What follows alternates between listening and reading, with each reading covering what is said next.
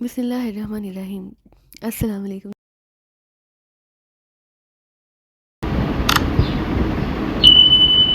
दोस्तों, आज बहुत टाइम के बाद आपकी खिदमत में फिर से इमरान सीरीज़ के नए नावल के साथ हाज़िर हैं। तो चलिए बिना किसी देरी के इस नावल की शुरुआत करते हैं।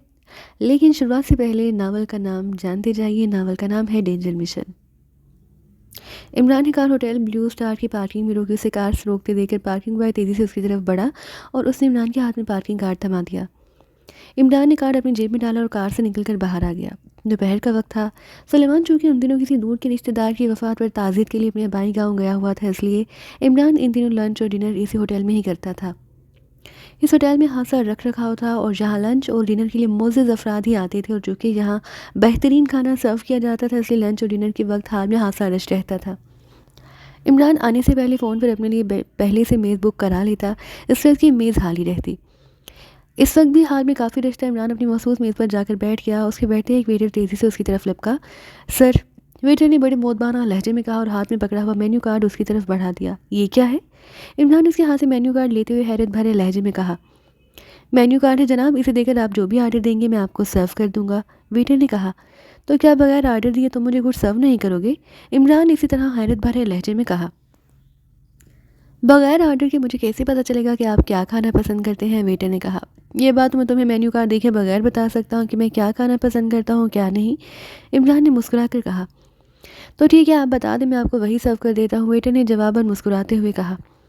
पहले मुझे पानी पिलाओ, फिर मैं तुम्हें सोच कर बताऊँगा कि मैं क्या खाना पसंद करता हूँ। इमरान ने कहा तो वेटर ने इस बात में सर हिला और एक तरफ बढ़ गया। कुछ ही देर में उसने एक जगह शीशे का ग्लास लाकर बड़ी नफासत से इमरान के सामने रख दिया। ये मुफ्त है ना, जहाँ पानी के पैसे भी लगते हैं? इमरान ने पूछा। बेफिक्र रहे, ये मुफ्त है। वेटर ने मुस्कुरा कर कहा। तो फिर चुपके से मेरे कान में ये भी बता दो कि यहाँ और क्या क्या मुफ्त में मिलता है, ताकि मैं तुम्हें उसी का आर्डर दूँ। इमरान ने बड़े राजदाराना लहजे में कहा। तो वेटर बेएहतियात हंस पड़ा। यहाँ सिवाय पानी के हर चीज़ का बिल होता है जनाब, आप जो भी मंगवाएंगे उसका बिल तो आपको ही देना पड़ेगा। वेटर ने कहा। तो क्या हर चीज़ का यहाँ बिल देना ज़रूरी है? इमरान ने कहा। जी हाँ, बिल देना ज़रूरी होता है। वेटर ने कहा। गुड शो, फिर लाओ मेन्यू कार्ड ताकि मैं तुम्हें तगड़ा सा आर्डर दे सकूं। इमरान ने मुस्कुराते हुए कहा। तो वेटर ने उसे मेन्यू कार्ड दे दिया। इमरान मेन्यू कार्ड खोलकर देखने लगा। माफ़ कीजिए। अचानक उसी कानों में एक निसानी आवाज़ सुनाई दी। माफ़ किया? इमरान ने कार्ड से नज़रें हटाए बगैर कहा। सॉरी मिस्टर, क्या मैं आपकी मेज़ पर बैठ सकती हूँ? वही आवाज़ सुनाई दी तो इमरान ने चौंक कर सर उठाया तो उसकी मेज़ के पास एक खूबसूरत लेकिन हाथ मॉडर्न लड़की खड़ी थी। अरे आप फरमाइए, मैं आपकी क्या खिदमत कर सकता हूँ? इमरान ने बड़े फिरवियाना लहजे में कहा। मैंने आपसे बैठने की दरख्वास्त की थी। लड़की ने मुंह बनाकर कहा। मुझे तो मिली नहीं। लिख कर लाई हैं ना आप? इमरान ने कहा। टेबल पर इधर उधर देखने लगा जैसे वो लड़की की लिखी हुई दरख्वास्त ढूंढ रहा हो। मैंने दरख्वास्त लिखी नहीं, मैं आपसे पूछ रही हूँ कि अगर मैं आपकी मेज़ पर बैठ जाऊँ तो आपको कोई एतराज़ तो नहीं होगा? लड़की ने मुंह बनाते हुए कहा।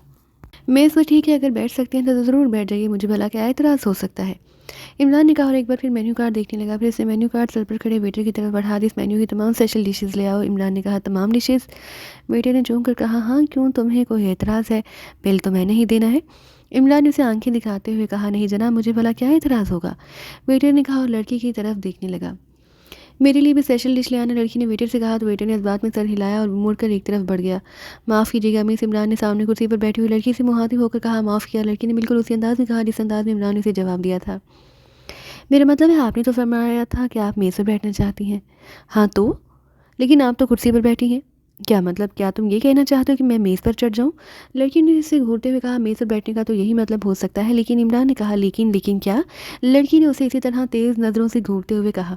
कुछ नहीं, आप बाप बैठी गई हैं तो मैं इतना ही कह सकता हूँ कि आपकी कुर्बत के लम्हात मेरे लिए यादगार रहेंगे। इमरान ने एक तवील सांस लेते हुए कहा। आप हाँ मुझसे फ़री होने की कोशिश ना करें। यहाँ कोई मेज़ खाली नहीं थी, इसलिए मैंने आपकी मेज़ पर बैठने की दरख्वास्त की थी। मैं जहाँ लंच करने आई हूँ, लंच करके मैं जल्द उठ जाऊँगी। लड़की ने बड़े नहवत भरे लहजे में कहा।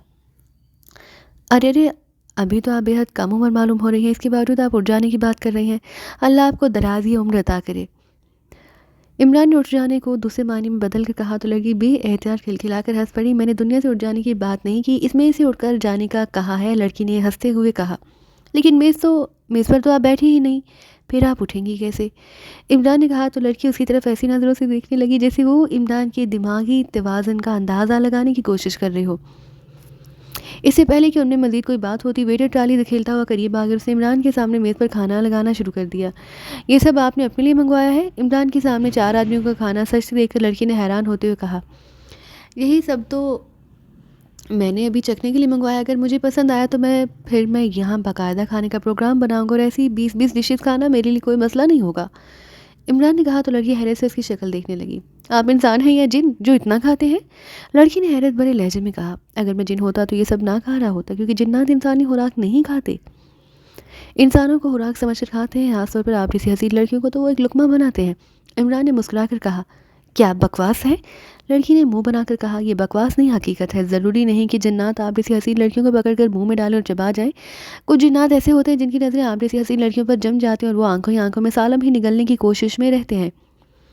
इमरान ने कहा तो उसकी खूबसूरत बात पर लड़की एक बार फिर खिलखिला कर हंस पड़ी। इस वक्त तो आपकी ही नज़रें मुझ पर जमी है, इससे मैं क्या समझूं? क्या आप भी मुझे आंखों ही आंखों में सालम निगलना चाहते हैं? लड़की ने बेबाकाना लहजे में कहा तो इमरान हंस पड़ा। अगर मेरा आपको निगलने का प्रोग्राम होता तो मैं अपने लिए ये सब कुछ ना मंगवाता। इमरान ने कहा तो लड़की हंस पड़ी। काफ़ी दिलचस्प इंसान मालूम होते हैं आप। क्या नाम है आपका और आप क्या करते हैं? लड़की ने अब इमरान में दिलचस्पी लेते हुए कहा। उस लम्हे वेटर ने लड़की का भी आर्डर सर्व करते हुए कहा, उसके सामने खाना रखना शुरू कर दिया। आपका भी खाना आ चुका है। मेरा ख्याल है कि इससे पहले कि वेटर बर्तन उठा कर ले जाए हमें खाना खा लेना चाहिए।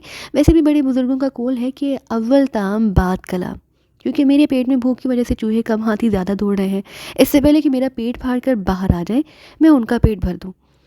इमरान ने कहा तो लड़की हंस पड़ी। इमरान ने बिस्मिल्लाह पढ़कर खाना खाना शुरू किया। उसे खाना खाते देखकर लड़की ने एक तवील सांस भरी, फिर वो भी खाना खाने में मसरूफ़ हो गई। खाना ख़त्म करके इमरान उठा और वाश बेसन की तरफ बढ़ गया। उसने हाथ धोए कुल्ली की, फिर वो इत्मीनान भरे अंदाज में चलता हुआ वापस अपनी मेज़ के करीब आ गया। इस वक्त तक लड़की भी खाना ख़त्म कर चुकी थी। वेटर लड़की ने इमरान की तरफ देखे बगैर वेटर को आवाज़ देते हुए कहा, यस मिस। एक वेटर ने तेज़ी से उसकी तरफ बढ़ते हुए कहा, बिल लाओ। लड़की ने कहा, अरे अरे ये आप क्या कर रही हैं? इमरान ने कुर्सी पर से उठते हुए कहा, क्यों क्या हुआ? लड़की ने हैरान होकर कहा, आप वेटर को बिल लाने का कह रही हैं? इमरान ने कहा, हाँ तो मैंने खाना खाया, उसका बिल मैंने ही देना है, किसी और ने तो नहीं। यही तो मैं कह रहा हूँ, बिल आपने देना है और उल्टा आप वेटर से बिल मंगवा रही हैं। इमरान ने कहा, मैं कुछ समझी नहीं, आप कहना क्या चाहते हैं? लड़की ने हैरत भरे लहजे में कहा, अगर आप बुरा ना माने तो मैं आपका बिल दे दूँ। इमरान ने कहा तो लड़की उसे अजीब सी नज़रों से देखने लगी। ठीक है दे दें। लड़की ने कहा और उठकर खड़ी हो गई। अरे आप कहाँ चलते? अभी तो हमने एक दूसरे से अपना तारुफ भी कराना है। इमरान ने उठते हुए कहा, सॉरी मेरे पास वक्त नहीं, आपने मुझे खाना खिलाया इसके लिए शुक्रिया। लड़की ने नवत भरे लहजे में कहा और मुड़कर तेज़ी से चलती हुई बैरूनी दरवाजे की तरफ बढ़ गई। तो क्या मिसिस जैक्स का बिल भी आप देंगे? वेटर ने इमरान से मुहातिब होकर कहा। मिसिस क्या मतलब, क्या ये शादीशुदा है?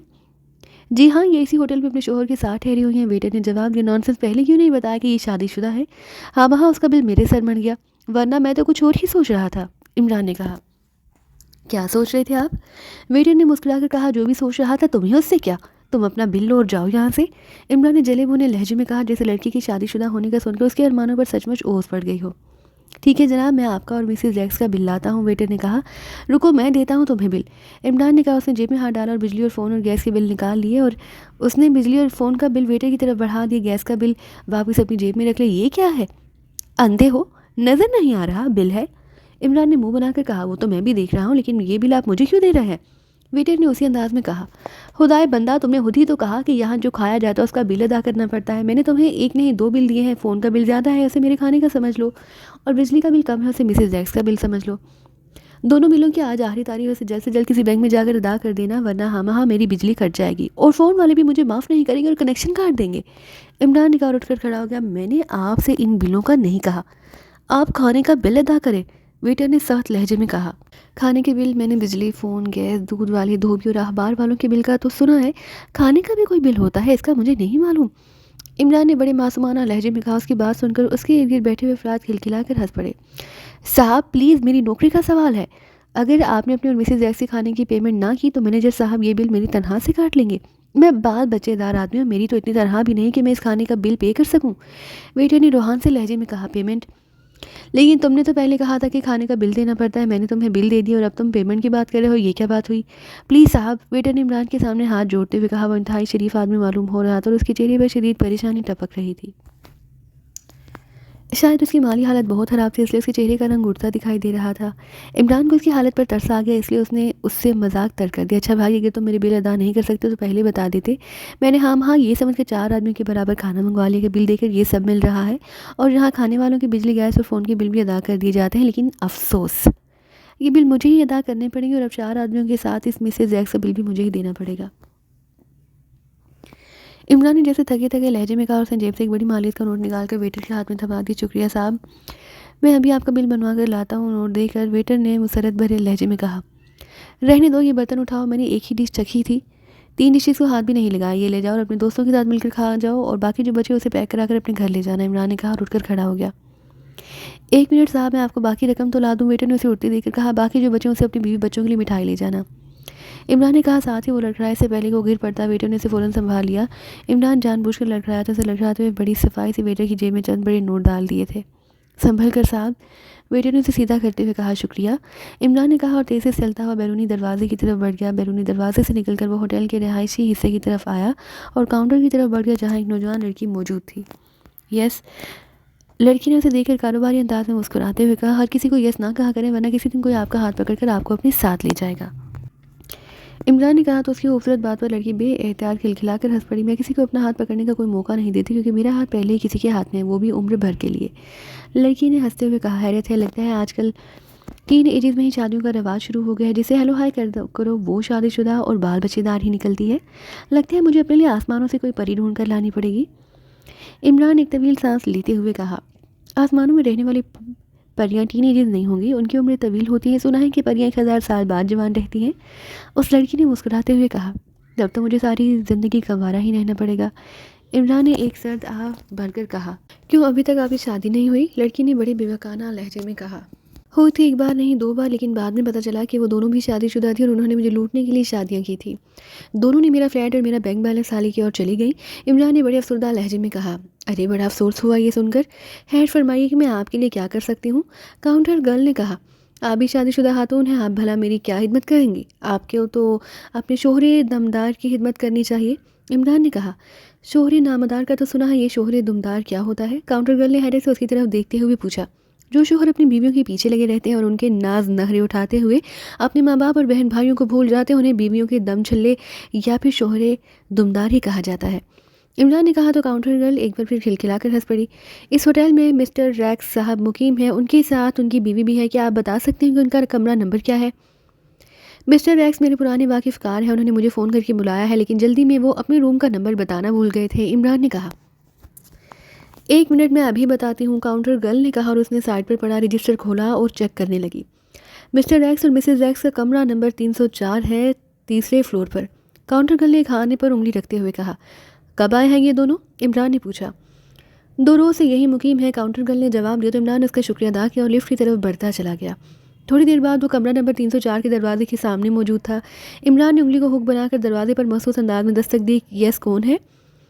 अंदर से एक मर्दाना आवाज़ सुनाई दी, अली इमरान MSc DSc अक्सर। इमरान ने ऊंची आवाज़ में अपनी आदत के मुताबिक नाम बेमा डिग्रियां बताते हुए कहा। अंदर से किसी लड़की के सैंडलों की आवाज़ें सुनाई दी। फिर चंद लम्हों बाद कटक की आवाज़ के साथ लाक खुल गया। दरवाज़ा खुला और सामने वही हसीनो जमील लड़की खड़ी दिखाई दी जो इमरान से लंच के वक्त मिली थी। सामने सोफे पर एक नौजवान बैठा हुआ था, जो जाहिर है उसका शोहर रैक्स था। रैक्स लंबे कद और दरमियानी लेकिन वर्जिशी जिस्म का मालिक था। उसके चेहरे की मखसूस बनावट, फराह पेशानी और उसकी आंखों में मौजूद चमक उसकी जहानत के साथ साथ उसके तरबियत याफ्ता होने का सबूत भी थी। आ गए तुम? मिसेस रैक्स ने उसकी तरफ मुस्कुराती हुई आंखों से देखते हुए कहा, जैसे उसे पहले ही से इस बात का यकीन हो कि इमरान वहाँ ज़रूर आएगा। हाँ आ गया हूँ, लेकिन क्यों आया हूँ इसका मुझे खुद भी मालूम नहीं। इमरान ने कहा तो मिसेस रैक्स भी एहतियार हंस पड़ी, जबकि सामने बैठा हुआ नौजवान रैक्स भी मुस्कुरा दिया। आओ अंदर। मिसेस रैक्स ने उसे रास्ता देते हुए कहा तो इमरान सर हिलाता हुआ अंदर दाखिल हो गया। ये है वो अली इमरान MSc DSc अक्सर, जिसके बारे में तुम्हें मैंने बताया था। आज मेरे लंच की पेमेंट इसी ने की है। और इमरान, ये मेरे शोहर है मिस्टर रैक्स। मिसेस रैक्स ने दरवाज़ा बंद करके मुड़कर उन दोनों को एक दूसरे का तारुफ कराते हुए कहा। नौजवान उठा और उसने इमरान से बड़ी गर्मजोशी से मुसाफिहा किया।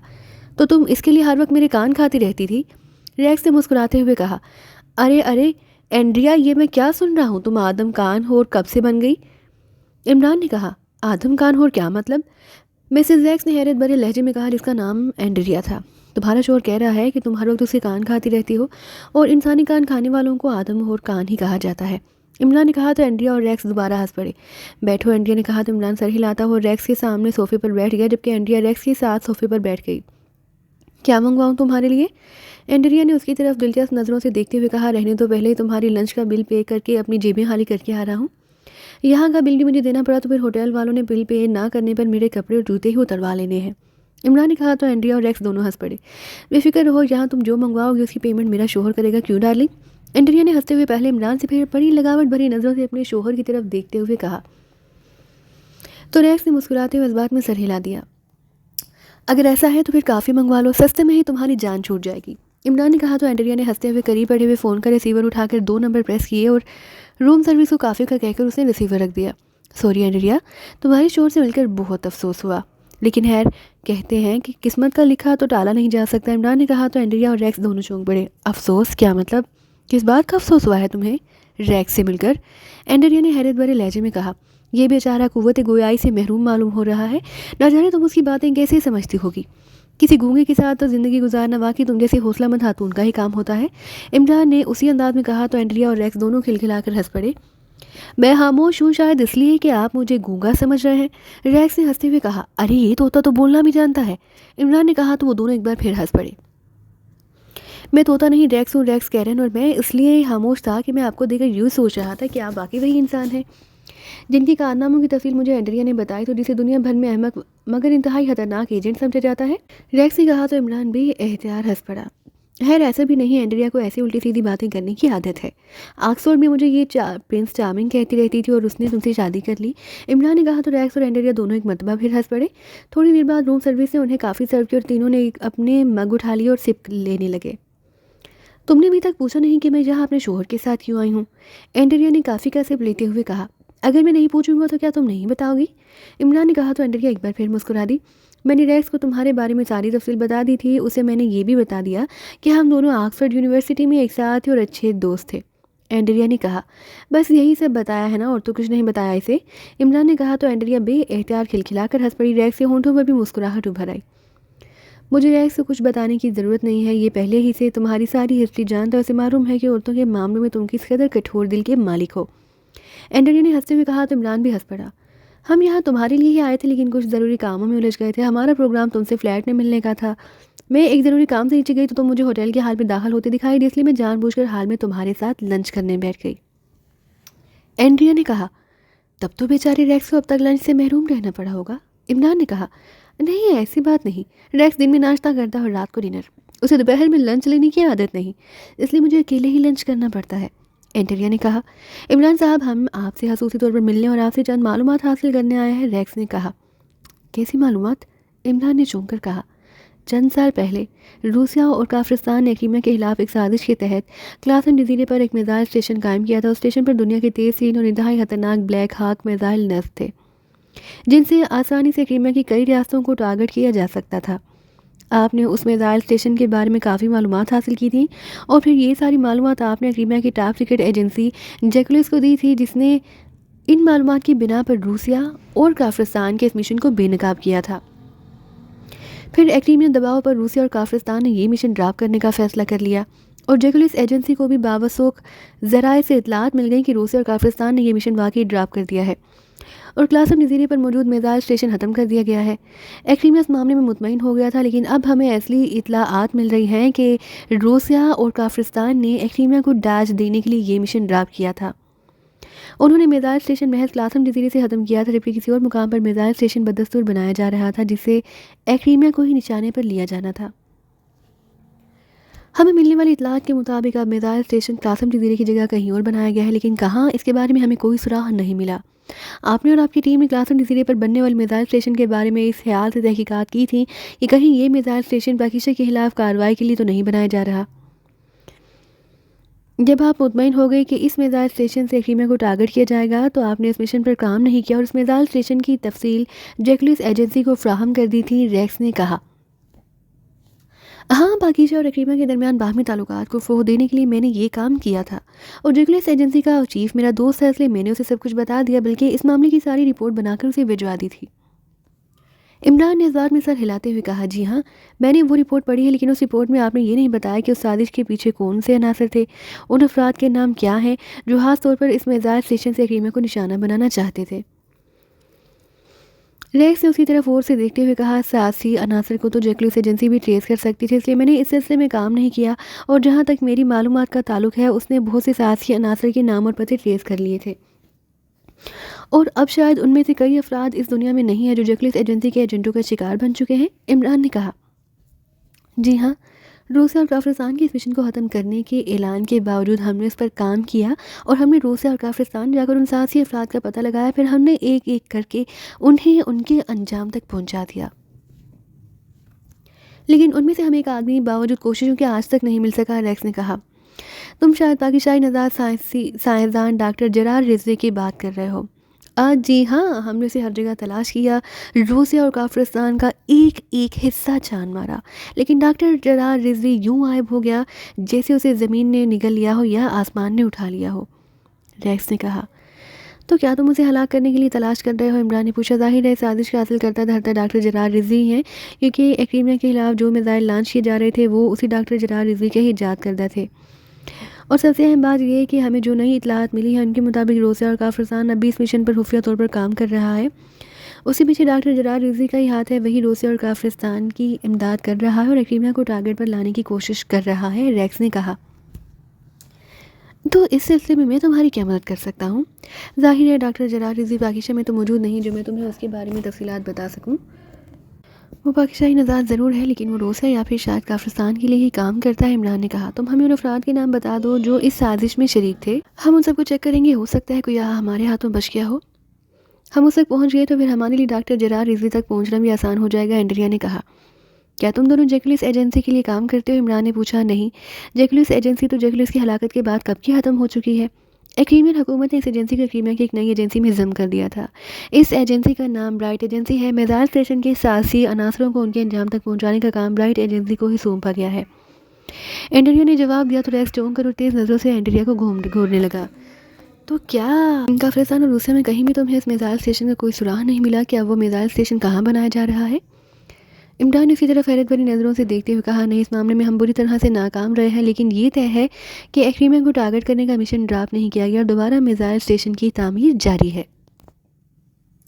अगर हमें किसी तरह से डॉक्टर जरार रिजवी के बारे में पता चल जाए तो उससे हमें मालूम हो सकता है कि उसने इस बार मिसाइल स्टेशन कहाँ बनाया जा रहा है। उसके बाद उस मिसाइल स्टेशन को तबाह करना हमारे लिए मुश्किल नहीं होगा। रेक्स ने कहा, ठीक है, मैं तुम्हें उन अफराद के बारे में बता देता हूँ जो क्लासन जजीरे पर मिसाइल स्टेशन बनाने में मुलविस थे। अगर उनसे तुम्हें कोई मदद मिल सकती है तो मुझे इस पर कोई एतराज़ नहीं होगा। इमरान ने कहा तो एंड्रिया और रेक्स के तो चेहरों पर मुसरत के तासुरात उभर आए। गुड शो, मैंने तुमसे कहा था ना कि इमरान को अगर कुछ मालूम हुआ तो वो हमारी मदद ज़रूर करेगा। एंड्रिया ने मुसरत भरे लहजे में कहा तो रेक्स से मुस्कुराते हुए इस बात में सर हिला रही, मैं एक बात बताऊं? इमरान ने कहा तो दोनों चौंक पड़े। क्या? एंड्रिया और रेक्स ने एक साथ कहा, तुम्हें नए मिसाइल स्टेशन के बारे में जो मालूमात मिली है, मेरे ख्याल में ऐसा कुछ नहीं। क्लासन जजीरे पर मिसाइल स्टेशन के ख़त्म होने के बाद काफिस्तान और रूसिया ने ये मिशन यकसर ड्रॉप कर दिया था। इमरान ने कहा, क्या मतलब?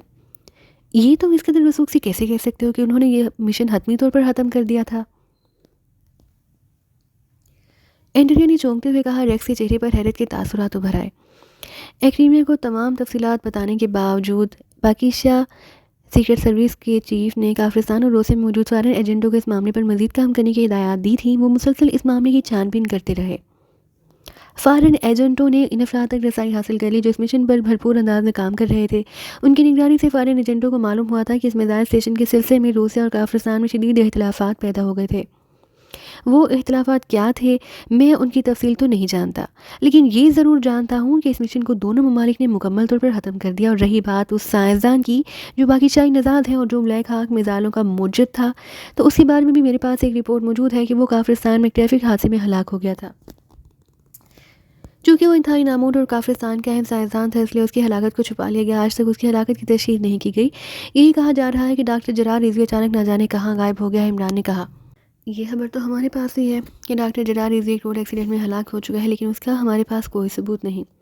फिर भी ये बात हमारी समझ से बालातर है कि अगर डॉक्टर जरार रिजवी वाकई मर चुका है तो फिर काफिस्तान ने उसकी हलाकत की खबर अब तक क्यों छुपाई है? उसकी कोई तो वजह होनी चाहिए। रेक्स ने सर झटकते हुए कहा, एक वजह है। इमरान ने मुस्कुराते हुए कहा, कौन सी वजह? रेक्स ने पूछा। डॉक्टर जरार रिजवी ब्लैक हाक मिसाइलों का फार्मूला लेकर किसी और लेबॉर्ट्री में जा रहा था ताकि वो इन मिसाइलों पर मजीद काम करके उन्हें और ज़्यादा तेज़ रफ्तार और ताकतवर बना सके।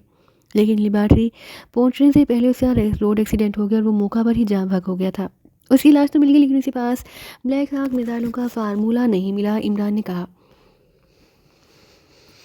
ओह, अगर फार्मूला डॉक्टर जरार रिजवी के पास था तो फिर हकाम को उससे वो फार्मूला क्यों नहीं मिला। एंड्रिया ने हैरत भरे लहजे में कहा, इसके बारे में कहा जा रहा है कि रोड एक्सीडेंट के बाद डॉक्टर जरार रिजवी की कार के पास बेशुमार लोग इकट्ठे हो गए। उनमें से किसी ने वो फार्मूला उड़ा लिया था। चूँकि ब्लैक हाक मिसाइल डॉक्टर जरार रिजवी का ईजाद करदा था, इसलिए काफिस्तानी हकाम ने इस वक्त तक इस खबर को छुपाने का इरादा किया जब तक डॉक्टर जरार रिजवी का फार्मूला उन्हें ना मिल जाता। इमरान ने कहा, तो क्या इतना वक्त गुजरने के बावजूद उन्हें ब्लैक हाक मिसाइल का फार्मूला नहीं मिला। एंड्रिया ने पूछा, नहीं, अगर उन्हें फार्मूला मिल जाता तो अब तक डॉक्टर जरार रिजवी की हलाकत की खबर मंजरेआम पर ले आते। इमरान ने कहा, यह भी तो हो सकता है कि काफिस्तान ने दुनिया को दाज देने के लिए डॉक्टर जरार रिजवी की हलाकत की खबर झूठी खबर बनाई हो। रेक्स ने होंठ चिपाते हुए कहा, हाँ हो सकता है, लेकिन इसके बावजूद मुझे यकीन है कि यह खबर झूठी नहीं। इसकी वजह ब्लैक हाक मिसाइल है। रूसिया और काफिस्तान ने क्रीमिया को टारगेट करने के लिए मिसाइल स्टेशन तो बनाने का सोच लिया था, लेकिन ब्लैक हाक मिसाइल पर अभी डॉक्टर जरार रिजवी का बहुत सा काम बाकी था। वो मिसाइलों के साथ एक खास डिवाइस लगाना चाहता था जिनकी मदद से क्रीमिया की किसी भी अहम तनसीब को आसानी से निशाना बनाया जा सके। इस डिवाइस को टारगेट प्लग डिवाइस या टीबीडी कहा जाता है। टीबीडी का फार्मूला भी इस फार्मूले के साथ था जो डॉक्टर जरार रिजवी के हादसे के बाद गायब हुआ था। मिसाइल स्टेशन से रूसिया और काफिस्तान क्रीमिया को निशाना तो बना सकते थे, लेकिन क्रीमिया की अहम तनसीबात को टारगेट करना उनके लिए मुश्किल था, जिसके टीबीडी की बेहद अहमियत थी। ब्लैक हाक मिसाइल में भी बहुत सी हामियाँ थी जिन्हें सिर्फ डॉक्टर जरार रिजवी ही दूर कर सकते थे। जब तक उन हामियों को दूर ना किया जाता, इस वक्त तक मिसाइल स्टेशन में उन मिसाइलों की लॉन्चिंग नामुमकिन थी। अब तक ना ही मिसाइल ब्लैक हाक मिसाइलों की हामियाँ ख़त्म की जा सकी हैं और ना ही टीबीडी फार्मूले पर काम किया गया है।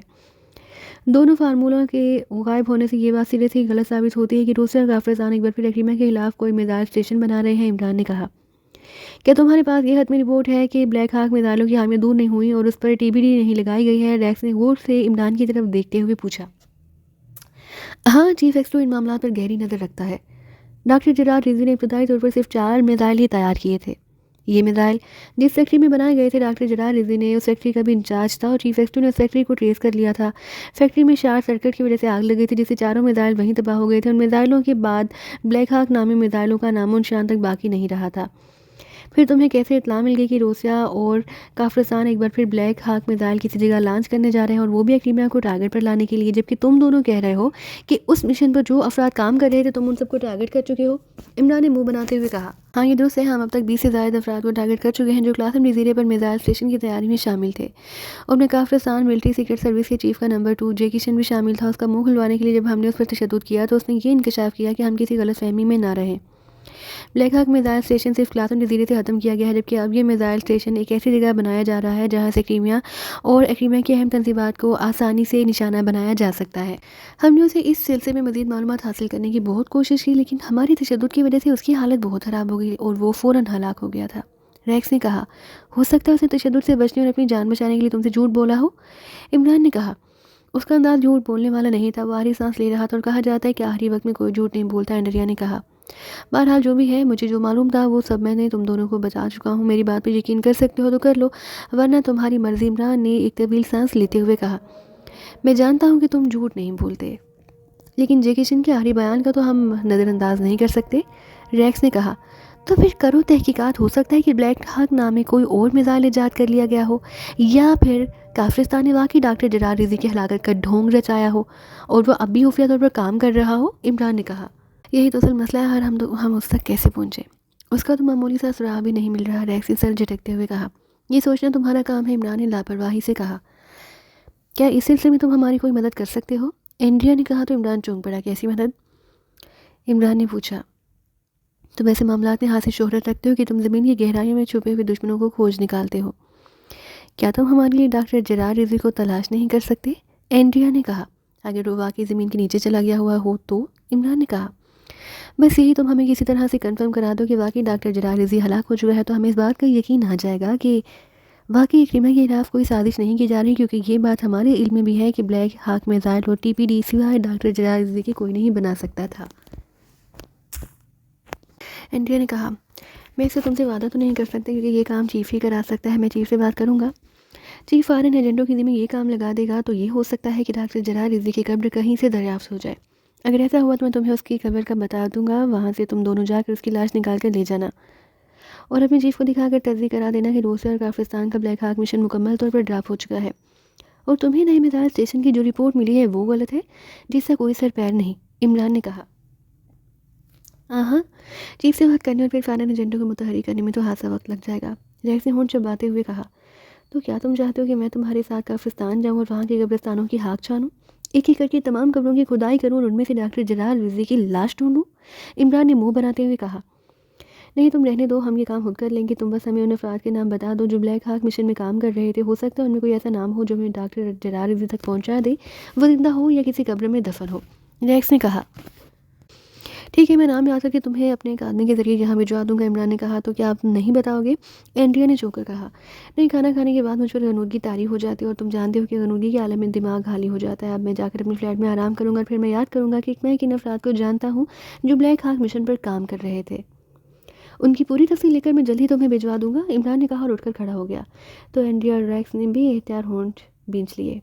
कब तक तफसील भिजवाओगे तुम? एंड्रिया ने पूछा। कल सुबह तक, इमरान ने जवाब दिया। वो उन्हें टाटा करता हुआ बैरूनी दरवाजे की तरफ बढ़ता चला गया। उसे जाते देखकर एंटी और रैक्स होंठ बींच कर रह गए, जैसे उन्हें इमरान का इस तरह अचानक उठकर जाना सख्त नागवार गुजरा हो।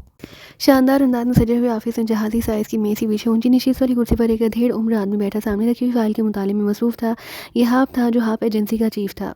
हाप इंतहाई हमाकी से फाइल के मुताले में मसरूफ था कि कमरे का दरवाज़ा खोला और एक दरमियानी लेकिन वर्जिशी जिस्म का मालिक नौजवान अंदर दाखिल हुआ। हाँ, आपने चौंक कर दरवाजे की जानिब देखा तो नौजवान पर नज़र पड़ते उसके होंठों पर भी एहतियात मुस्कुराहट आ गई। आपने मुझे इमरजेंसी कॉल करके बुलाया है बोस? अनिल नौजवान ने आपको सलाम करते हुए मुतबाना लहजे में कहा। हाँ, तुमसे एक ज़रूरी काम था। आपने कहा। कैसे काम? नौजवान ने पूछा। बैठो, बताता हूँ। आपने उसकी बात का जवाब देने के लिए उसे बैठने का इशारा करते हुए कहा तो नौजवान उसके सामने कुर्सी पर बैठ गया। थोड़ी देर इंतज़ार करो शाहबाज, मैं ये फ़ाइल ख़त्म कर लूँगा फिर तुमसे बात करता हूँ। आपने कहा। यस बॉस, नौजवान ने कहा, जिसका पूरा नाम ब्लैक शार्प वाइल था, लेकिन सब उसे शाहबाल के नाम से जानते थे। हाँ, एक बार फिर फ़ाइल देखने में मसरूफ़ हो गया। फ़ाइल के 3-4 सफ़े बाकी थे। उसने उन सफ़ात का मुताला किया। फिर उसने एक तवील सांस लेते हुए फ़ाइल बंद कर उसे उठाकर साइड पर रख दिया। क्या आपने मुझे फिर किसी मिशन के लिए मुंतखब किया है बॉस? शाहबाल ने आपकी तरफ गौर से देखते हुए कहा। हाँ, एक अहम मिशन है और ये मिशन तुम्हारे सिवा कोई नहीं मुकम्मल कर सकता। आपने कहा। क्या मिशन है और मुझे कहाँ जाना है?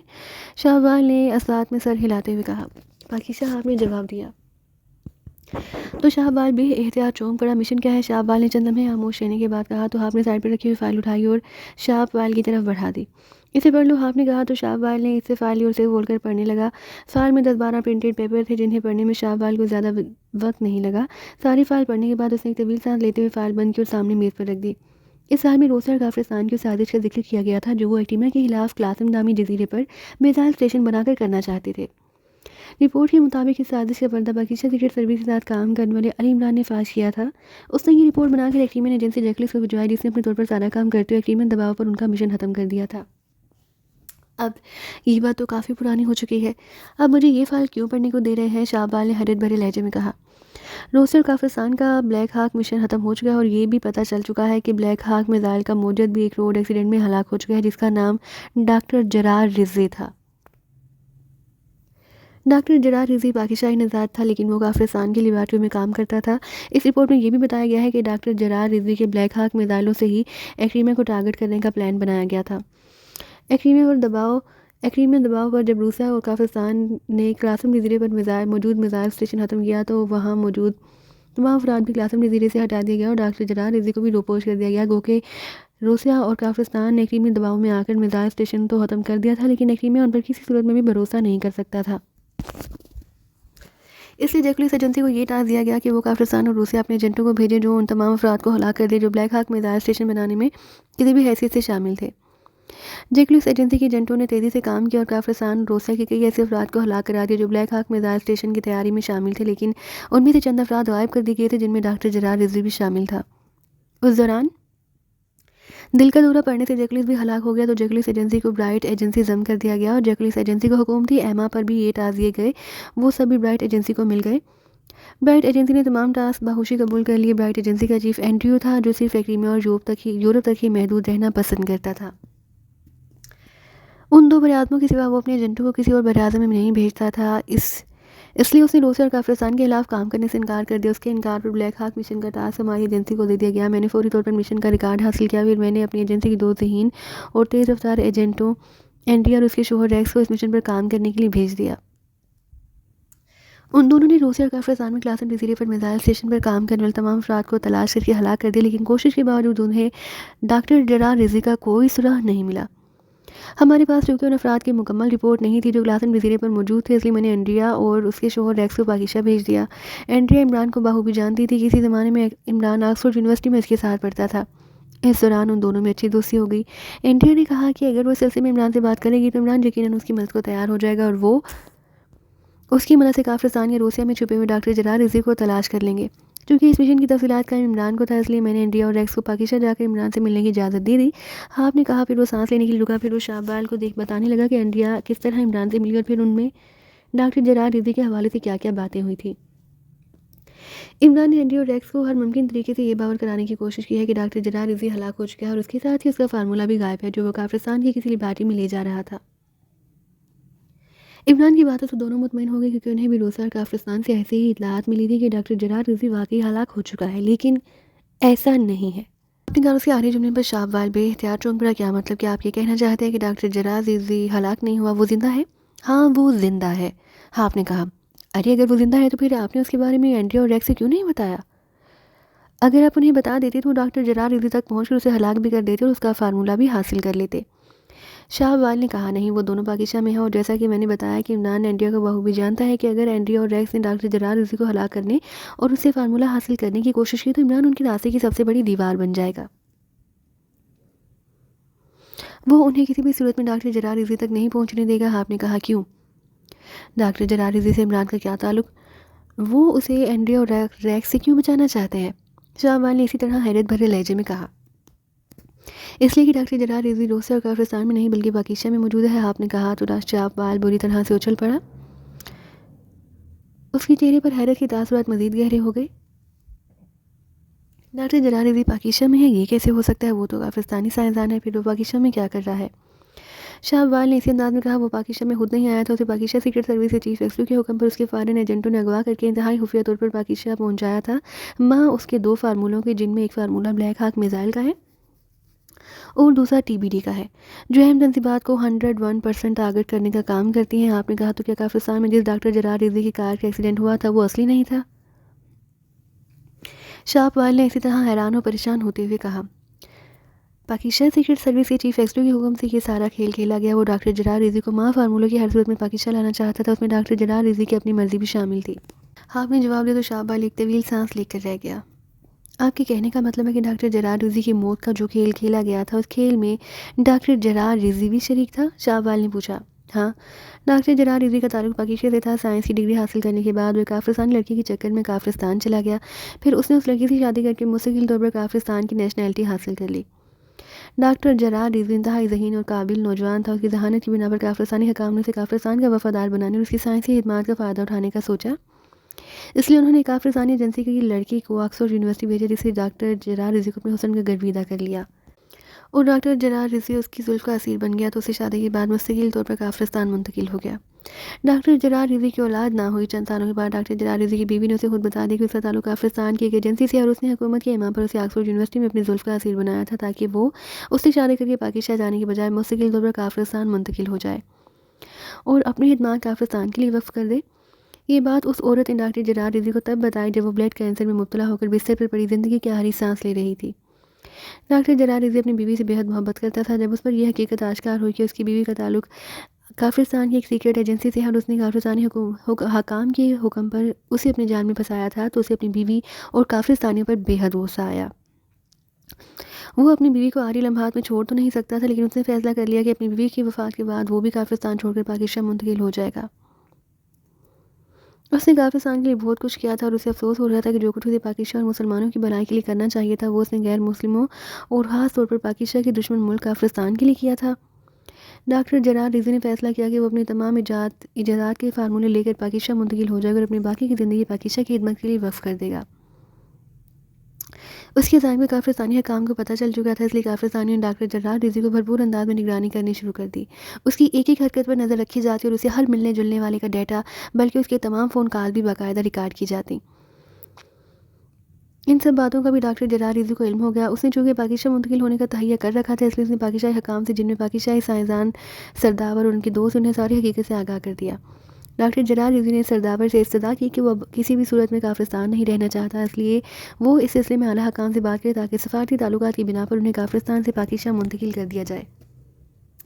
डॉक्टर जरार रिज़वी ने ये भी जानता था कि अगर सफ़ारती ताल्लुकात की बिना पर उसे पाकिस्तान भेज भी दिया गया तो वो काफ़िस्तानी हकाम उसे वो जायदाद साथ ले जाने की किसी भी सूरत में इजाज़त नहीं देंगे जो उसने काफ़िस्तान के लिए की थी। और डॉक्टर जरार रिज़वी ने जायदाद के फार्मूलों समेत पाकिस्तान मुंतकिल होना चाहता था। डॉक्टर जरार रिज़वी के इसरार पर सरदावर ने पाकिस्तान सीक्रेट सर्विस के चीफ एक्सट्री से बात की। चीफ एक्सट्री ने डॉक्टर जरार रिज़वी को पाकिस्तान लाने की जिम्मेदारी अपने सर ले ली और उसे काफ़िस्तान से फार्मूलों समेत पाकिस्तान लाने की कोशिशें शुरू कर दी। चूँकि डॉक्टर जरार रिज़वी एक काबिल और एक इंतहाई ज़हीन साइंसदान था, जिसे काफ़िस्तान किसी भी सूरत में काफ़िस्तान से नहीं जाने देना चाहता था, इसलिए एक्सटू ने डॉक्टर जरार रिज़वी को पाकिस्तान लाने के लिए एक प्लानिंग की। इस प्लानिंग से डॉक्टर जरार रिज़वी को आगाह किया गया और फिर एक्सटू के कहने पर डॉक्टर जरार रिज़वी ने काफ़िस्तानियों को ये यकीन दिलाना शुरू कर दिया कि वो अपनी सारी ज़िंदगी काफ़िस्तान में ही गुजारेगा और उसकी जायदाद भी काफ़िस्तान के लिए ही होंगी। उस पर काफ़िस्तानी हकाम का एतमाद ऐसा ऐसा बहाल होता गया और काफ़िस्तानियों ने उसकी निगरानी कदर नरम कर दी। डॉक्टर जरार रिज़वी की सिफारिश पर उसे काफ़िस्तान की सबसे बड़ी लेबॉरेटरी पॉमवीरा में भेजने और वहाँ काम करने की इजाज़त दे दी गई। डॉक्टर जरार रिज़वी अपनी जायदाद के फार्मूलों समेत इस लेबॉरेटरी में मुंतकिल होना चाहता था। काफ़िस्तानी फॉरेन एजेंट ने एक्सलो के हुक्म पर डॉक्टर जरार रिज़वी के कदोकामत कैसे काफ़िस्तानी को तलाश किया जो कैंसर के मर्ज़ की लास्ट स्टेज पर था, और उसे उसकी फैमिली की कफ़ालत के लिए भारी रकम देकर इस बात पर राज़ी कर लिया गया कि वो उनकी हर हिदायत पर मुकम्मल तौर पर अमल करेगा। और फिर उस पर डॉक्टर जरार रिज़वी का मेकअप करके उसे पॉमवीरा लेबॉरेटरी की तरफ रवाना कर दिया गया। उसे फार्मूला समेत लेबॉरेटरी पहुंचाने के लिए काफ़िस्तानी हकाम ने कमांडोज तैनात कर दिए, लेकिन वो नहीं जानते थे कि वो जिस आदमी को अपनी हिफाजत में ले जा रहे हैं वो डॉक्टर जरार रिज़वी नहीं, बल्कि उसके मेकअप में कोई और है। लेबॉरेटरी पहुंचते ही ये राज खुल सकता था, इसलिए रास्ते में डॉक्टर जरार रिज़वी की कार का एक्सीडेंट कर दिया गया, जिससे मौका पर ही जाँ बहक हो गया। काफ़िस्तानी एजेंट आज तक यही समझते हैं कि डॉक्टर जरार रिज़वी का कार एक्सीडेंट में मारा गया और किसी ने उसके कार से फार्मूले उड़ा लिए, जबकि इस कार में ना डॉक्टर जरार रिज़वी था ना उसके फार्मूले। उस एक्सीडेंट के बाद डॉक्टर जरार रिज़वी का नया मेकअप करके उसके फार्मूला समेत खुफिया तौर पर उसे पाकिस्तान मुंतकिल कर दिया गया। और अब डॉक्टर जरार रिज़वी पाकिस्तान की किसी लेबॉरेटरी में उन फार्मूलों पर काम कर रहा है ताकि पाकिस्तान को साइंसी मैदान में काफ़िस्तान का हम पल्ला बना सके। हाँ, आपने तफसील बताते हुए कहा, अरे तो ये सारा खेल पाकिस्तान सीक्रेट सर्विस के चीफ एक्सटू ने खेला था। शाहपाल ने तफसील जानकर एक तवील सांस लेते हुए कहा, हाँ, ये सारा प्लान इसी अंदाज में बनाया गया था कि ना तो आज तक काफ़िस्तान की कोई एजेंसी समझ सकी और ना ही हमारे एजेंटों को डॉक्टर जरार रिज़वी का कोई सुराग मिला। क्योंकि क्रीमिया के खिलाफ साजिश करने में डॉक्टर जरार रिज़वी का बहुत बड़ा हाथ है, इसलिए क्रीमिया हर सूरत में उसका खात्मा चाहता था। खासतौर पर उसकी ब्लैक हॉक मिसाइल और टीबीटी का फार्मूला हासिल करना चाहता था, इसलिए इतना अरसा गुजरने के बावजूद उसकी ऐसी फाइल बंद नहीं की गई और डॉक्टर जरार रिज़वी के हलाक होने के बावजूद उसके फार्मूलों की तलाश जारी थी, जिसके लिए मेरे एजेंट काफ़िस्तान और रोसिया समेत पाकिस्तान में भी काम कर रहे थे। आपने कहा, लेकिन आपको ये सारी प्लानिंग का कैसे पता चला और आप ये बात कैसे कह सकते हैं कि डॉक्टर जरार रिज़वी जिंदा है और पाकिस्तान के लिए काम कर रहा है? और ये कि डॉक्टर जरार रिज़वी को पाकिस्तान लाने की ये सारी planning Pakistan secret service chief X two ने की थी। शाहपाल ने हैरत से कहा, तहकीकात से मुझे ये पता चल गया था कि डॉक्टर जरार रिज़वी पाकिस्तानी साइंसदान सरदावर के साथ राब्ते में रहता था। गो कि डॉक्टर जरार रिज़वी के सरदावर से तमाम राब्ते खुफिया होते थे, लेकिन उसकी हलाकत के बाद काफ़िस्तानी एजेंसियों को उसकी रिहाइशगाह से चंद ऐसे क्लूज मिले थे जिनसे उसकी बात की तस्दीक हो गई थी कि डॉक्टर जरार रिज़वी हलाक होने से पहले पाकिस्तानी साइंसदान सरदावर के साथ मुसलसल राब्ते में रहा था। चनाचे मैंने पाकिस्तान में मौजूद अपने एक एजेंट सालमोर को सरदावर पर नज़र रखने का हुक्म दे दिया। मुझे ये गुमान नहीं था कि डॉक्टर जरार रिज़वी जिंदा हो सकता है और उसे पाकिस्तान मुंतकिल करने में पाकिस्तानी साइंस सीक्रेट सर्विस के चीफ का हाथ हो सकता है। उसकी फ़ोन कॉल से मुझे शक हो रहा था कि डॉक्टर जरार रिज़वी ने ब्लैक हॉक मिसाइल और टीबीटी फार्मूला बजरिया फ़ोन पाकिस्तानी साइंसदान को ना नोट करा दिया हो। डॉक्टर जरार रिज़वी चूँकि सैटेलाइट फ़ोन इस्तेमाल करता था जो रूसियाई सैटेलाइट से मुंसलिक था, इसलिए उसकी फ़ोन कॉल से पाकिस्तानी ट्रेस नहीं कर सकते थे, इसलिए वो सैटेलाइट फ़ोन से देर तक पाकिस्तानी साइंसदान सरदावर से राब्ते में रह सकता था। हमारा चूँकि हर सूरत में ब्लैक हॉक मिसाइल और टीबीटी के फार्मूले का हसूल था और ये फार्मूला डॉक्टर जरार रिज़वी के जरिए सरदावर तक भी पहुँचने का इम्कान हो सकता था, इसलिए मैंने सालमोर को खसूसी तौर पर पाकिस्तानी साइंसदान सरदावर की निगरानी करने का हुक्म दिया। सालमोर पाकिस्तानी साइंसदान सरदावर की रिहाइशगाह में गार्ड की जगह हासिल करने में कामयाब हो गया। मेरा इरादा था कि मैं मज़ीद एजेंट भेजूँ ताकि वो सरदावर की रिहाइशगाह में मौजूद बाकी गार्ड्स की जगह भी ले लें और फिर वक्ती तौर पर सरदावर को अगवा किया जाए और उसका माइंड स्कैन किया जाए। उसका माइंड स्कैन होने पर इस बात का पता चल सकता था कि उसके पास डॉक्टर जरार रिज़ी के फार्मूले हैं या नहीं। लेकिन इससे पहले कि मैं अपनी प्लानिंग पर अमल करता और सालमोर की मदद के लिए मज़ीद एजेंट पाकिस्तान भेजता, सालमोर ने मुझे एक अजीबोगरीब इत्तला दी। आपने कहा, फिर जैसे सांस लेने के लिए खामोश हो गया। क्या इत्तला दी थी उसने? उसे खामोश होते देखकर शाहबाल ने हाप की तरफ बेचैनी से देखते हुए कहा, वो हाप की सारी बातें सुनकर बोरियत महसूस कर रहा था क्योंकि हाप बातों को तूल दे रहा था जो उसकी आदत में शामिल था। लेकिन इसके आखिरी जुमले ने शाहबाल को उसकी बातों में दिलचस्पी लेने पर मजबूर कर दिया। सालमोर के पास एक खास किस्म का कैमरा था जिससे वो सरदार की रिहाइशगाह में हर आने जाने वालों की तस्वीरें बनाता था। अगर वहाँ कोई मेकअप में भी आता तो उस कैमरे की मदद से उसकी असल शक्ल देखी जा सकती थी। सरदावर की रिहाइशगाह में एक साइंसदान आया। उसके पास उसका ड्राइवर था। सालमोर ने उनकी तस्वीर अमीर बना लिया। अनवर साइंसदान और सरदावर की मुलाकात ज़्यादा तवील नहीं, जिससे सालमोर वहाँ से जल्दी छुट्टी लेकर चला गया। जब उसने कैमरे की तस्वीरों के प्रिंट निकाले तो ये देखकर वो हैरान रह गया कि जो साइंसदान सरदावर से मिलने आया था वो मेकअप में था और वो डॉक्टर जरार रिजवी था। सालमोर ने डॉक्टर जरार रिजवी की तस्वीर देखी थी, इसलिए उसने डॉक्टर जरार रिजवी को पहचानने में कोई दिक्कत ना हुई। उसने ये इत्तला मुझे दी तो मैं भी हैरान रह गया। इसलिए मैंने फौरी तौर पर सालमोर को डॉक्टर जरार रिजवी की तलाश का हुक्म दे दिया। उसने डॉक्टर जरार रिजवी की कार का नंबर नोट कर लिया। वो सारे शहर में उस कार को तलाश करने लगा। फिर उसे कार एक कमर्शियल प्लाजा में नजर आ गई। कार में ड्राइवर मौजूद था जो घरेलू अशिया खरीदने आया था। सालमोर ने उसे अगवा कर उसे लेकर अपने ठिकाने पर पहुंचा दिया। ड्राइवर का नाम शेरदिल था। सलमान ने जब उस पर तशद्दुद किया तो उसने ज़ुबान खोल दी। उसने सारी सच्चाई सामने आ गई। ड्राइवर डॉक्टर जरार रिजवी का खास आदमी था। इसमें डॉक्टर जरार रिजवी की हकीकत जानता था। उसी पूछगछ पर हमें असल हकीकत का पता चला कि ये सारा चक्कर क्या था। आपने कहा, तब तो सालमोर के लिए डॉक्टर जरार रिजवी की रिहाइशगाह तक पहुंचना आसान हो गया होगा। वो उस ड्राइवर शेरदिल के मेकअप में आसानी से उस तक पहुंच सकता था। शाहबाल ने कहा, हाँ ऐसा ही हुआ था। उसने शेरदिल को हला करके उसकी जगह ले ली और फिर वो उसी कार में डॉक्टर जरार रिजवी की रिहाइशगाह की तरफ रवाना हो गया। उसने मुझे सारी तफसीलात से आगाह कर दिया था और उसने मुझे डॉक्टर जरार रिजवी की रिहाइशगाह में जाने के बारे में बता दिया। लेकिन ये उसकी और हाफ एजेंसी की बदकिस्मती थी कि जब सालमोर डॉक्टर जरार रिजवी की ड्राइवर के मेकअप में और उसकी कार में डॉक्टर जरार रिजवी की रिहाइशगाह की तरफ जा रहा था तो तेज़ रफ्तार ड्राइविंग करते हुए उसका एक्सीडेंट हो गया और वो मौका पर ही हलाक हो गया। इस तरह हमारे सारे किए किराए पर पानी फिर गया और डॉक्टर जरार रिजवी हमारे हाथ आते आते रह गया। सालमोर चूँकि डॉक्टर जरार रिजवी की रिहाइशगाह की तरफ जा रहा था, इसलिए मैंने उसे डॉक्टर जरार रिजवी की रिहाइशगाह का पता नहीं पूछा। ये राज उसके साथ ही दफन हो गया कि डॉक्टर जरार रिजवी कहाँ रहता है। आपने जवाब देते हुए कहा, तो क्या किसी और को इस बात का पता नहीं चला कि जिस कार का एक्सीडेंट हुआ था उसमें डॉक्टर जरार रिजवी का ड्राइवर शेरदिल नहीं बल्कि उसके मेकअप में हमारा एजेंट था? नहीं, सालमोर स्पेशल मेकअप में था। उसका मेकअप ना तो किसी तरीके से चेक किया जा सकता था, ना ही उसे किसी तरह वाश किया जा सकता था। इसलिए किसी को इस बात का इल्म नहीं हुआ कि कार एक्सीडेंट में हलाक होने वाला ड्राइवर शेरदिल नहीं बल्कि हमारा एजेंट सालमोर था।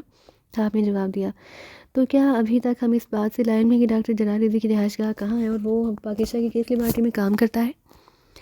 शाहबाल ने पूछा। हाँ, अभी तक उसी रिहाइशगाह ट्रेस नहीं हो सकी। आपने एक तवील सांस लेते हुए कहा, आपने एंड्रिया और रेक्स के बारे में नहीं बताया। वो दोनों पाकिस्तान में हैं, तो क्या वो डॉक्टर जरार रिजवी की तलाश नहीं कर रहे? शाहबाल ने पूछा।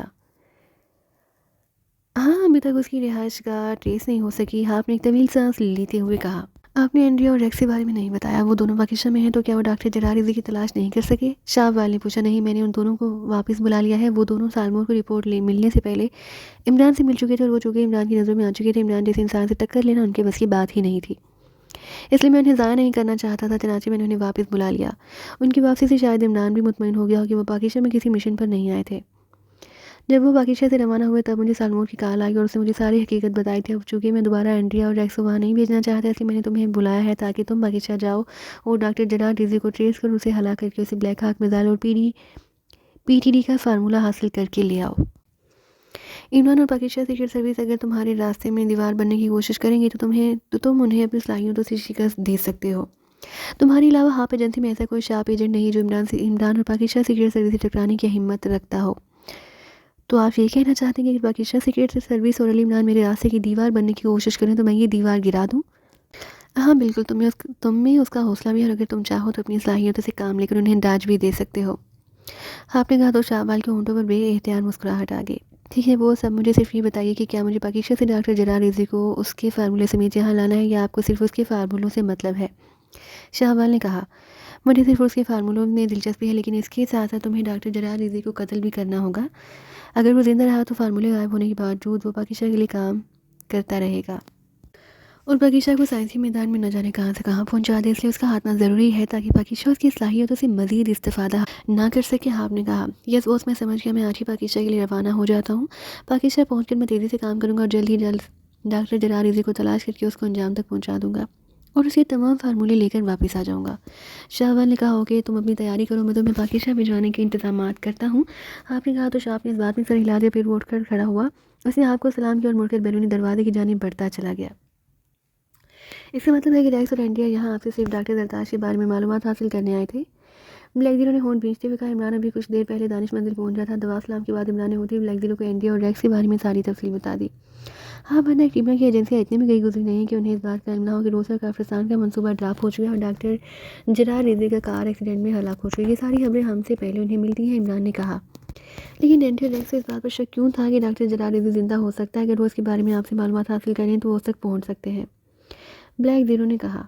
उनकी शक की वजह तो मालूम नहीं हुई, लेकिन वो जिस अंदाज में बातें करते हुए मेरे चेहरे पर नजरें जमाए हुए थे, इससे मुझे अंदाज़ा हो रहा था कि वो डॉक्टर जरार रिजवी के बारे में मेरे चेहरे के तासुरात का जायज़ा लेने की कोशिश कर रहे हैं, ताकि मेरे चेहरे पर कोई रद्दमल ज़ाहिर हो तो वो इस बात का तजज़िया कर सकें कि डॉक्टर जरार रिजवी की हलाकत या फिर उसके गायब होने वाले फार्मूले के बारे में किस हद तक जानता हूँ, इमरान ने कहा। और ज़ाहिर है आपने अपने चेहरे के तासुरात से उन्हें कोई अंदाज़ा नहीं लगाने दिया होगा, ब्लैक जीरो ने मुस्कुराकर कहा। मैं इतना भी अहमक नहीं कि बेल से कहूँ कि आ और मुझे मार। इमरान ने आ बेल मुझे मार देने वाला मुहावरा नए अंदाज में इस्तेमाल करते हुए कहा तो ब्लैक जीरो बेएख्तियार हंस पड़ा। अगर आपका ख्याल है कि एंडी और रैक्स आपकी बातों से मुतमईन होकर वापस गए हैं, तो फिर आप इस कदर उलझे हुए क्यों हैं? रैक्स और एंडिया तो आपके चेहरे का रद्दमल नहीं देख सके, लेकिन मुझे आपके चेहरे पर मौजूद उलझन के तासुरात वादे दिखाई दे रहे हैं, ब्लैक जीरो ने कहा। तो इमरान एक तवील सांस लेकर रह गया। मेरा जहन इस बात पर उलझा हुआ है कि एंडिया ने कहा था कि वो और उसका शहर रैक्स एग्रीमेंट ब्राइट एजेंसी के लिए काम करते हैं, जबकि ऐसा नहीं है। इमरान ने संजीदगी से कहा तो ब्लैक जीरो चौंक पड़ा। क्या मतलब? अगर वो ब्राइट एजेंसी के एजेंट नहीं है तो फिर वो किस एजेंसी के लिए काम करते हैं? रैक्स कटर यहूदी है, उसने जब इंडिया से शादी की थी तो उससे पहले और उसके बाद अब तक वो अकीम में मौजूद हाप एजेंसी से मुंसलिक था और अब भी उसी एजेंसी के लिए काम करता है। जहाँ तक मुझे याद है उसने शादी के बाद इंडिया को भी हाप एजेंसी में एडजस्ट कर लिया था। उसके बाद से दोनों इसी एजेंसी के लिए काम करते चले आ रहे हैं। ये एजेंसी क्रीमिया में इसराइली मफादात की निगरानी करती है और क्रीमिया में रहने वाले मुसलमानों के खिलाफ भी काम करती है, ताकि क्रीमिया में अगर मुस्लिम इसराइल के खिलाफ कोई मनसूबा बनाए तो उसे फौरी कुचल सके। क्रीमिया ने खसूसी तौर पर इस एजेंसी को क्रीमिया में काम करने की इजाज़त दे रखी है। ये एजेंसी क्रीमिया के खिलाफ काम नहीं करती और ना ही क्रीमिया के किसी अंदरूनी और बैरूनी मामलात में दखल देती है। रूस और पाकिस्तान ने क्रीमिया के खिलाफ जो साजिश की थी उसका तदारक क्रीमियन एजेंसियों ने ही करना था और किया था। इस मामले में हाप एजेंसी के शामिल होने का सुनकर मुझे वाकई हैरत हो रही है कि क्रीमिया के लिए हाप एजेंसी ने उन तमाम अफराद को ख़त्म किया जो इस साजिश में शामिल थे और जिन्होंने क्लासम जजीरे पर क्रीमिया को टारगेट करने के लिए मिसाइल स्टेशन तैयार करने का मनसूबा बनाया था। अगर उन अफराद को क्रीमियन एजेंसी हलाक करती तो मुझे शायद उस पर ज़्यादा हैरत ना होती, लेकिन ये काम हाप एजेंसी ने किया है, जिसने मुझे हैरत में मुब्तला कर दिया कि उसमें इसराइली एजेंसी का क्या मुफाद हो सकता है, जबकि उसे ये एहतियार ही नहीं था कि वह क्रीमिया के किसी मामले में बात भी कर सके, इमरान ने कहा। हो सकता है कि उन अफराद को हलाक करने का टास्क क्रीमिया ने ही उन्हें दिया हो। क्रीमिया और इसराइल एक दूसरे पर इंहिसार करते हैं और अक्सर मामलात में उनके मफादात मुश्तरका होते हैं। क्रीमिया की चूँकि काफिस्तान से भी गहरी रवाबत है, इसलिए वो इस मामले में खुद आगे ना आना चाहता हो, इसलिए उसने हाप एजेंसी को आगे कर दिया हो, ताकि अगर पाकिस्तान और रूस में भी हलाक होने वाले अफराद का राज खुले तो उसका मोटा इल्ज़ाम क्रीमिया को ना ठहराया जाए, ब्लैक जीरो ने कहा। हाँ, ऐसा मुमकिन है, लेकिन सोचने की बात यह है रैक्स और एंडिया ने झूठ क्यों बोला था कि वो ब्राइट एजेंसी के लिए काम कर रहे हैं। हाप एजेंसी अगर क्रीमिया के कहने पर ये सब कुछ कर रही है तो फिर उन्हें किसी भी दौर क्रीमिया की किसी एजेंसी का नाम नहीं लेना चाहिए था, इमरान ने कहा। एंड्रिया आपकी यूनिवर्सिटी की दोस्त है, इसलिए हो सकता है कि उसने आपको ये बताना मुनासिब ना समझा हो कि क्रीमियन एजेंसी के लिए नहीं बल्कि इसराइली एजेंसी के लिए काम करती है, ब्लैक जीरो ने कहा। हाँ, ऐसा हो सकता है क्योंकि जब एंडिया ने ब्राइट एजेंसी का नाम लिया तो उस वक्त रैक्स ने उसे चौंक कर और घूर कर देखा था, जैसे उसे एंडिया पर गुस्सा आ रहा हो कि उसने झूठ क्यों बोला, इमरान ने कहा। बात तो फिर साफ हो गई कि एंडिया ने आपको इस डर की वजह से हाप एजेंसी का नहीं बताया था कि आप उसे इसराइली एजेंट समझ के उसे नाराज़ ना हो जाए, ब्लैक जीरो ने कहा। वो शादीशुदा है, मेरे नाराज़ होने या ना होने से उसे क्या फ़र्क पड़ता है, इमरान ने मुंह बनाकर कहा। इस बात का जवाब आपको एंड्रिया ही दे सकती है, ब्लैक जीरो ने कहा। तो तुम चाहते हो कि इस सवाल का जवाब लेने के लिए मैं दोबारा उसके पास जाऊँ ताकि वो रैक्स से छोड़कर मेरा हाथ पकड़ ले, इमरान ने कहा। तो ब्लैक जीरो ने बेएहतियार हंस पड़ा। आप तो किसी का हाथ पकड़ते नहीं, उससे तो बेहतर है कि कोई आपका ही हाथ पकड़ ले, आपकी ज़िंदगी तो बदल जाएगी, ब्लैक जीरो ने मुस्कुराते हुए कहा। अगर किसी ने मेरा हाथ पकड़ लिया तो फिर मेरी ही नहीं तुम्हारी भी ज़िंदगी बदल जाएगी, इमरान ने जवाबन मुस्कुराते हुए कहा। वो कैसे, ब्लैक जीरो ने कहा। तुम खुद को मेरे छोटे भाई कहते हो, मेरी शादी होगी तो मेरे बच्चे भी होंगे जो तुम्हें चचा चचा कहेंगे, X2 से चचा X2 बनकर जाहिर है तुम में भी तो बदलाव आ ही जाएगा, इमरान ने कहा। तो ब्लैक जीरो बेएहतियात खिलखिलाकर हंस पड़ा। मुझे उससे कोई फ़र्क नहीं पड़ता, मैं आपके बच्चों का चचा बनने के लिए तैयार हूँ। तो फिर चचा बल्कि चचा X2 बनने की आज ही से प्रैक्टिस करना शुरू कर दो। कोई भी कॉल आए तो गंभीर आवाज़ में सिर्फ X2 कहने के साथ यस चचा X2 कहना शुरू कर दो। इमरान ने कहा तो ब्लैक ज़ीरो की हंसी तेज़ हो गई। इससे पहले कि अपनी मजीद कोई बात होती, मेरे सर पड़े हुए फ़ोन की घंटी बज उठी। X2। ब्लैक ज़ीरो ने रिसीवर उठाकर कान से लगाते हुए X2 के महसूस लहजे में कहा। साथ ही उसने लाउडर का बटन भी प्रेस कर दिया ताकि इमरान भी आवाज़ सुन सके। जूलिया बोल रही हूँ चीफ, यस कोई रिपोर्ट? चीफ, उन दोनों ने होटल छोड़ और वो एयरपोर्ट की जानिब बढ़ गए हैं। जूलिया ने कहा तुम्हें कैसे मालूम हुआ कि होटल छोड़ने के बाद वो एयरपोर्ट की तरफ गए हैं? X2 ने पूछा। होटल से निकलने के बाद उन्होंने बाहर आकर एक टैक्सी हायर की। इस टैक्सी में सफदर मौजूद है जो अपने हुक्म से उस होटल के पार्किंग में खसूसी तौर पर उन दोनों के लिए मौजूद था ताकि वो जब भी होटल से बाहर आकर कोई टैक्सी हायर करे तो सफदर उन्हें पिक कर सके। इसलिए हमने वहाँ मौजूद दूसरे टैक्सी ड्राइवरों से पहले ही बात कर ली थी। सफदर ने उन्हें बताया था कि वो यहाँ दो हास मुजरिमों के लिए टैक्सी ड्राइवर के मेकअप में आया है और उसका ताल्लुक स्पेशल पुलिस से है, जिस पर टैक्सी ड्राइवर डर गए। रेक्स और एंड्रिया जब होटल से क्लियरेंस करा रहे थे तो मैंने सफदर को इतला दे दी कि वो टैक्सी लेकर होटल के मेन गेट के पास आ गए और फिर जैसे ही रेक्स और एंड्रिया होटल के दरूनी दरवाजे से बाहर आए, सफदर की खाली टैक्सी देखकर वो उसमें सवार हो गए। सफदर और मैंने कानों पर जीरो फ्रिक्वेंसी माइक्रोफोन्स लगा रखे थे ताकि हम एक दूसरे से बात भी कर सकें। टैक्सी में सवार होते ही रेक्स ने सफदर को एयरपोर्ट जाने का कहा। जूलिया ने सारी तफसील बताते हुए कहा, गुड्डू एयरपोर्ट पर कौन मौजूद था? मैंने कैप्टन फयाज और तनवीर दोनों को भेजा था। उन्होंने भी इतला दे दिया कि रेक्स और एंड्रिया सफदर के साथ टैक्सी में एयरपोर्ट आ रहे हैं ताकि वो उन पर नज़र रख सकें कि वो किस फ्लाइट से और कहाँ जा रहे हैं। जूलिया ने कहा, ठीक है, तुम भी उनके पीछे एयरपोर्ट चली जाओ और इमिग्रेशन से मालूमात हासिल करो कि वो दोनों कहाँ जा रहे हैं। अगर उनकी टिकट्स बुक हुए तो तुम्हें उनकी इन्फॉर्मेशन वहीं से मिल जाएगी। ब्लैक ज़ीरो ने कहा, यस चीफ, मैं भी उनके पीछे जा रही हूँ। जूलिया ने जवाब दिया, ओके, जब वो दोनों फ्लाई कर जाएँ तो मुझे इतला कर देना। ब्लैक ज़ीरो ने कहा, यस चीफ। जूलिया ने मुतमाना लहजे में कहा तो ब्लैक ज़ीरो ने रिसीवर टेबल पर रख दिया। वो दोनों तो शायद वापस जा रहे हैं। ब्लैक ज़ीरो ने कहा, उन्हें वापस जाना ही था। इमरान एक तवील सांस लेते हुए कहा, वापस जाना ही था क्या मतलब? मैं समझा नहीं। ब्लैक ज़ीरो ने हैरान होकर कहा, रेक्स एंड्रिया के साथ यहाँ सिर्फ मुझसे मिलने आया था। उसके बारे में मशहूर है कि वो चेहरों के तासुरात देखकर दिलो दिमाग की बातें समझ लेता है, लेकिन इस बेचारे को मेरे ब्लैंक माइंड और खासतौर पर ब्लैंक हार्ट से क्या मिलना था, इसलिए वो मायूस हो गया और अब इंडिया के साथ वापस जा रहा था। वैसे भी अगर उसे मुझ पर शक हो भी जाता तो डॉक्टर जलाल इजी के लिए आप इन दोनों से यहाँ कोई काम ना लेता, क्योंकि वो इंतहाई चालाक और शातिर तरीन इंसान है। उसे मालूम है कि इंडिया और रेक्स के सामने आने के बाद भी मैं किसी भी तरह उनका पीछा नहीं छोड़ूंगा और साई की तरह उनके पीछे लगा रहूँगा। उन्हें वापस बुलाकर वो मुझे मुतमईन कर देना चाहता है ताकि मैं ये यकीन कर लूँ कि आप एजेंसी यहाँ डॉक्टर जलाल इजी को तलाश करने की कोशिश नहीं करेगी और अब डॉक्टर जलाल इजी पूरी तरह महफूज रहेगा। इमरान ने कहा, तो क्या आपको शक है कि डॉक्टर जलाल इजी जिंदा है? ब्लैक ज़ीरो ने होंठ चिबाते हुए कहा, हाँ, इसीलिए तो उसने रेक्स और एंड्रिया को यहाँ भेजा था। इमरान ने इस बात में सर हिलाते हुए कहा, लेकिन उसे कैसे मालूम हुआ कि डॉक्टर जलाल इजी जिंदा है? डॉक्टर जलाल इजी को हमने जिस तरह काफिस्तान से गायब किया था उसके बारे में तो आज तक काफिस्तानी एजेंसी भी कुछ मालूम नहीं कर सकी। कार एक्सीडेंट में हलाक होने डॉक्टर जलाल इजी नहीं था। ब्लैक ज़ीरो ने कहा, कहीं ना कहीं तो गड़बड़ हुई है। आप एजेंसी बगैर किसी क्लू के किसी मिशन पर काम नहीं करते। हो सकता है कि आपको कहीं से यह खबर मिल गई हो कि डॉक्टर जलाल रिजवी जिंदा है, लेकिन शायद वो ये नहीं जानता कि अगर डॉक्टर जलाल रिजवी जिंदा है तो कहाँ है। इसलिए वो काफिस्तान के साथ रूस और पाकिस्तान में भी सर्चिंग करा रहा हो। इमरान ने कहा, सर्चिंग की हद तक तो समझ में आती है बात, लेकिन सोचने की बात यह है कि डॉक्टर जलाल रिजवी के जिंदा होने का उसे किस बात से शक हुआ। हमारे एजेंटों ने डॉक्टर जलाल रिजवी को काफिस्तान से गायब करके पाकिस्तान पहुँचते हुए वहाँ ऐसा कोई निशान नहीं छोड़ा जिससे किसी भी मुल्क की एजेंसी को ऐसा कोई क्लू मिल सके। ब्लैक ज़ीरो ने कहा, ज़रूरी नहीं कि उन्हें कोई क्लू मिला हो, वो उस पर काम कर रहे हों।